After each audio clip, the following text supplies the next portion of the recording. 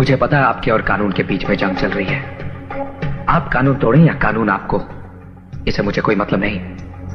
मैं यहां सिर्फ इतना समझाने आया हूं कि दोबारा इस जंग में मेरे भाई को घसीटने की कोशिश मत कीजिएगा, वरना कानून मुझे अपने हाथों में लेना पड़ेगा और यह आपके लिए अच्छा नहीं होगा।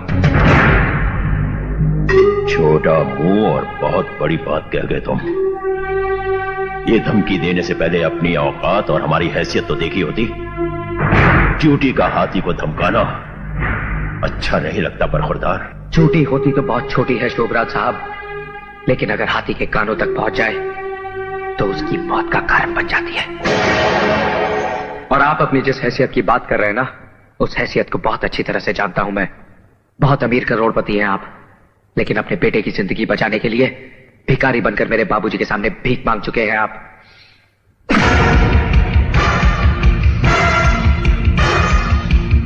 सुना है ये हाथ मेरे बाबूजी के गिरेबान तक भी पहुंच चुके हैं। 10-15 मिनट लोहे के वजन उठाकर कसरत कर लेने से ये मत समझिए कि आप बहुत मजबूत हो गए हैं। मैं हर दिन 15 घंटे पिछले 15 सालों से सिर्फ लोहे का काम कर रहा हूं, और लोहे से जब शीशा टकराता है तो उसके इतने टुकड़े हो जाते हैं कि गिनना मुश्किल हो जाता है। अंग्रेजी में एक कहावत है, एंगर। किसी और को सुनाना, मैं सिर्फ एक जुबान समझता हूं, हिंदुस्तानी, और उसमें एक कहावत है, 100 सुनार की और 1 लोहार की। मेरा भाई मेरी मां के जीने का सहारा है, और अपनी मां को उसकी जिंदगी लौटाने का वादा किया है मैंने। उसकी जिंदगी छीनने की कोशिश करने वाले की सांसें उसके ही सीने में दफन कर दूंगा मैं। याद रखना। सर, अगर आप कहें तो। नहीं माइकल,